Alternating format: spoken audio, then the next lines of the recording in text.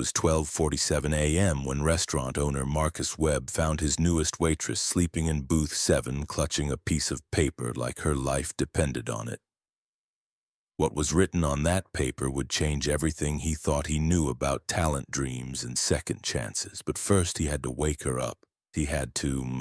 Elena, Marcus called softly. The young woman's eyes fluttered open. Her server apron was still tied, her name tag crooked. She sat up quickly, smoothing her dark hair. "Mr. Webb, I'm sorry, I was just waiting for the rain to stop." Marcus glanced at the dry windows. "Rain stopped an hour ago." Elena's shoulders sagged. The pretense crumbled. "You got somewhere to go?" he asked, sliding into the booth across from her. She nodded too quickly. Of course. The lie hung heavy between them. Marcus had run Harvest Moon Diner long enough to recognize desperation wearing a uniform. "What's that paper?" he asked. Elena's grip tightened on the folded sheet. After a long moment, she slid it across the table. "A recipes for healing," Marcus read aloud. "Dishes to feed the soul when nothing else can." Below that, a list written in careful handwriting. Abuela's pozole for grief. Mole negro for celebrating the dead. Arroz con leche for homesickness. Marcus looked up. "You wrote this?" Elena nodded. "My grandmother taught me. She said every dish should heal something broken." "Where is she now?" "Gone. Along with her restaurant in Guadalajara. Along with everything else I left behind." Marcus studied the young woman across from him. 3 months she'd worked here, never late, never complained, always remembering every customer's order without writing it down. He'd assumed she was just another college kid passing through. "Tomorrow night after we close, show me one of these recipes." Elena's eyes widened. "Mr. Webb? You're not just a server, Elena. I've watched you. You carry yourself like someone who's forgotten they have gifts." Elena stared at him. "Why would you help me?" Marcus smiled sadly. "Because the best chefs are usually hiding in plain sight. And sometimes they're sleeping in booth 7 because they've forgotten they deserve better." The next evening, Elena stood in the diner's kitchen like she was entering sacred space. She'd brought her own molcajete ingredients wrapped carefully in her grandmother's embroidered cloth. "It we're making mole negro," she announced, unwrapping dried chilies. 30 ingredients, 6 hours. My grandmother said it was the most complex sauce in the world. She began toasting chilies over an open flame, the kitchen filled with smoke that smelled like earth and centuries of tradition. Marcus watched her movements transform, uncertain server becoming confident chef. Each ingredient has purpose beyond flavor. Elena explained, grinding spices. Chocolate for depth, plantain for bridging heat and sweetness. Everything works together to create something that can't exist any other way. As she cooked, stories poured out. About Sunday dinners that lasted until dark. About learning to make tortillas on a wood fire. About food as connection to history, family identity. At 2 a.m., Marcus tasted the finished sauce. It was chocolate and fire, simple and impossibly complex. It tasted like time itself. "Jesus," he whispered. Elena smiled. "That's what my grandmother used to say. Good mole makes people religious." They shared plates of chicken covered in dark, glossy sauce, talking about dreams that survive when everything else falls away. "I haven't cooked like this in 2 years, Elena admitted, "since I left home." "Why not?" "Because it hurt. Because it reminded me of everything I'd lost. And now," Elena considered this, "now it feels like remembering who I really am." 3 weeks later, Elena's weekend specials menu appeared, handwritten and laminated. 5 dishes each with a story underneath. At weekend pozole, a traditional Mexican soup believed to heal heartbreak and homesickness. Y mole negro enchiladas, 30 ingredients, 6 hours of love and flavors that make you believe in magic. Food bloggers drove from 3 counties over. The weekend waiting list stretched to 2 weeks, but more importantly, the diner itself changed. Customers lingered longer, laughed louder, asked specifically for Elena's tables. That's when Charles Morrison walked in. Morrison owned Platinum Dining Group, 12 upscale restaurants across the state.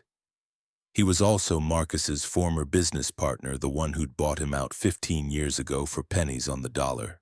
Elena served Morrison his pozole, explaining its history with quiet passion. Morrison ate in silence, ordered the mole enchiladas, finished those too. When she brought his check, he was staring at the empty plate. Miss Rodriguez, Morrison called. "I'm Charles Morrison, Platinum Dining Group. Your cooking tonight was extraordinary." "Thank you, sir. I'd like to offer you a position. Head chef at our new downtown location. $60,000 to start, full benefits, your name on the door." Elena blinked. I need to think about it." "Of course, here's my card." Morrison's smile was all teeth. "Don't think too long. Talent like yours shouldn't be wasted in a place like this." After Morrison left, Elena found Marcus in his office staring at invoices. "He offered me a job," she said quietly. Marcus looked up. "I heard. It's a good opportunity." "Is it?" Marcus set down his pen. "Charles Morrison destroyed my first restaurant. Bought me out when I was desperate, promised to keep my staff, fired them all within a month. But that doesn't mean you shouldn't take his offer." Elena sat down across from his desk. "What would you do?" "I'd ask myself what I'm cooking for. Money, fame, or something else." That night, Elena called her mother in Los Angeles. "Mija, $60,000, her mother said. "That's real money. You could finally bring us up to visit, maybe help with your brother's college." "But Mama, something feels wrong about it." "Wrong how?" Elena struggled to find words. "Like he wants to own my recipes, not share them. Like he sees dollar signs where I see Abuela's memory." Her mother was quiet for a moment. "Your grandmother always said trust your instincts in the kitchen and in life." "What do your instincts tell you?" Elena looked around her tiny apartment at the photo of her grandmother, at the worn cookbook filled with handwritten notes. "They tell me some things are worth more than money." The next morning, Morrison returned with a contract and a photographer. "I've scheduled a feature in City Magazine," he announced.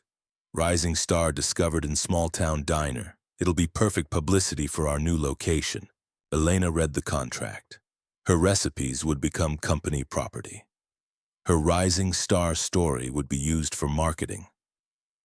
She'd be required to modify traditional dishes to fit contemporary American palates.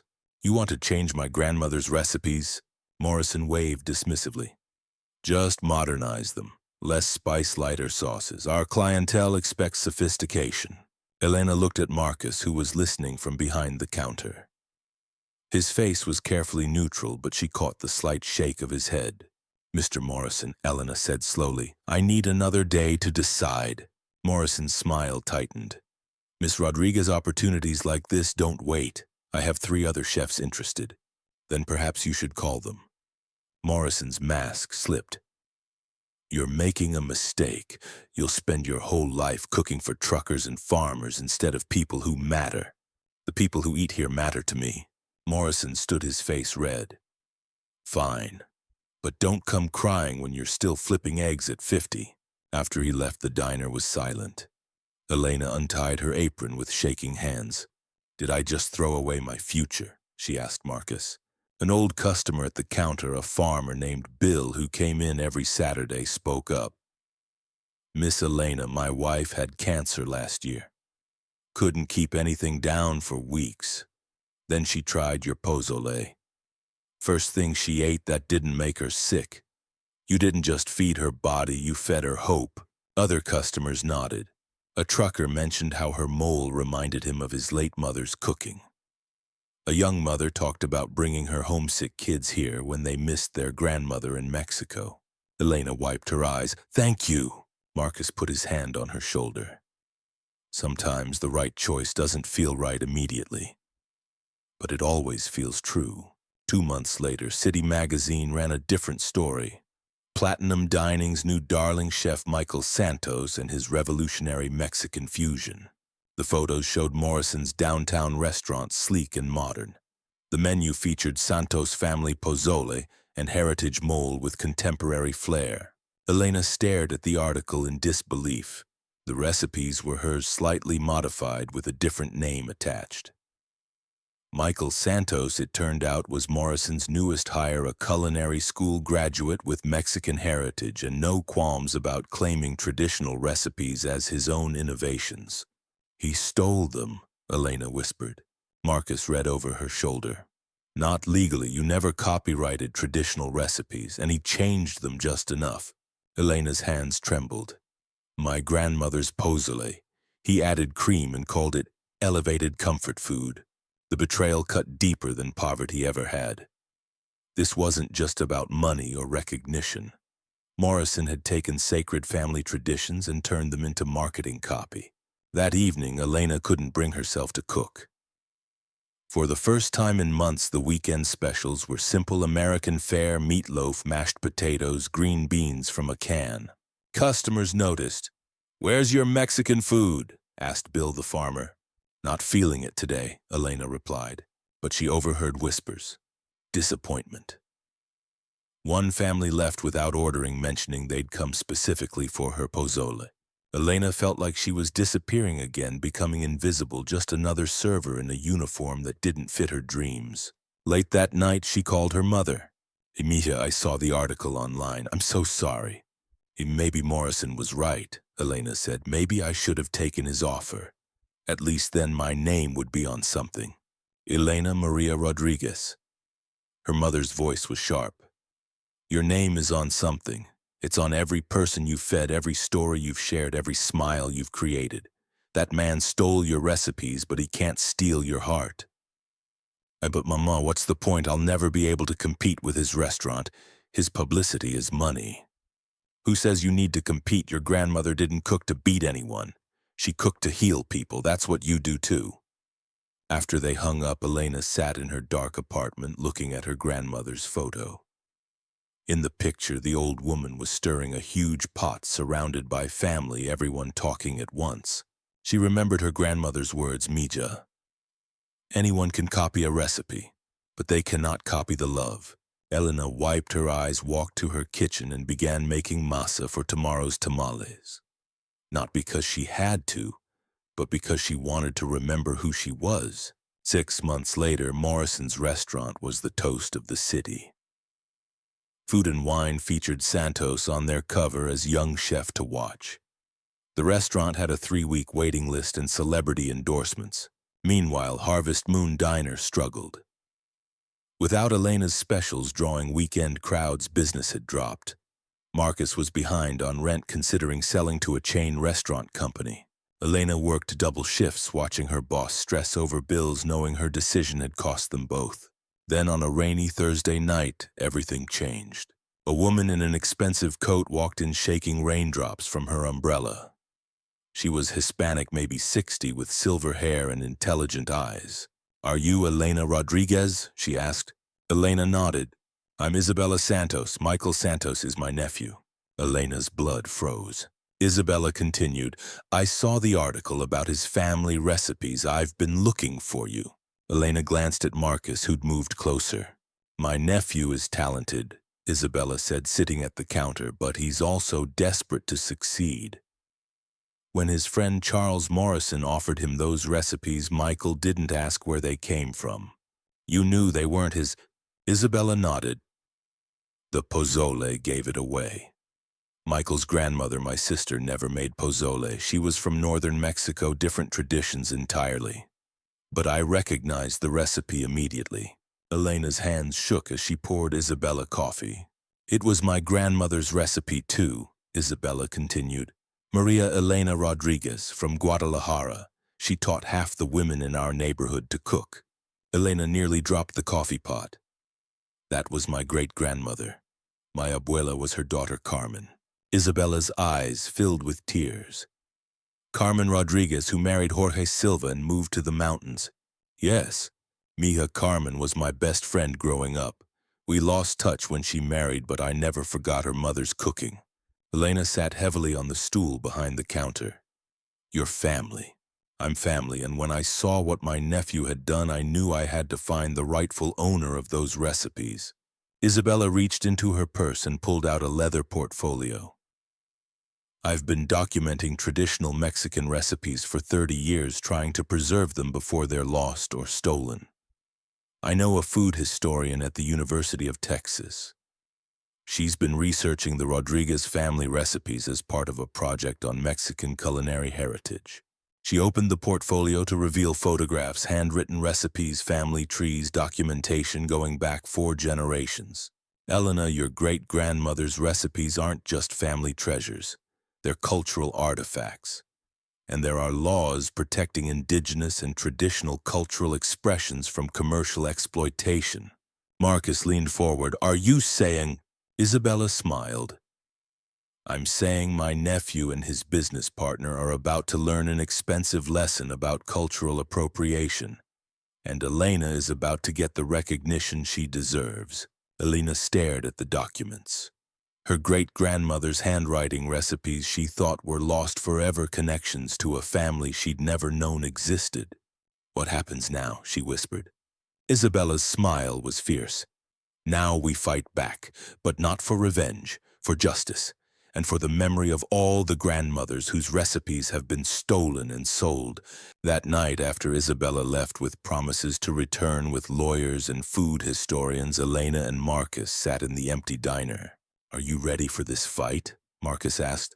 Elena looked at the photo of her grandmother she'd brought from home and hung behind the counter months ago. Abuela always said the truth has a way of coming to light. She just never mentioned it would take lawyers. Marcus laughed. Your grandmother sounds like she was a wise woman. She was, and she would have liked Isabella. She would have liked you standing up for yourself too. Elena smiled. Finally, the legal battle took 8 months. Isabella brought in cultural anthropologists, food historians, and indigenous rights lawyers. The case became a landmark in protecting traditional cultural expressions from commercial appropriation. Morrison and Santos settled out of court paying damages and agreeing to remove the disputed recipes from their menu. More importantly, they had to publicly acknowledge Elena as the rightful inheritor of the Rodriguez family culinary tradition. But the real victory came in smaller moments. Elena used the settlement money to buy into Harvest Moon Diner as Marcus's partner. They expanded the menu, adding not just Elena's family recipes, but dishes from other local families willing to share their traditions. The weekend specials became community stories. Mrs. Kim's Sunday bulgogi passed down from her grandmother in Seoul. The Johnson family mac and cheese perfected during 3 generations of church potlucks. Food writers called it revolutionary, a diner that celebrated cultural heritage instead of appropriating it. But for Elena, it was just natural. Fuman's food is meant to be shared, she told a reporter.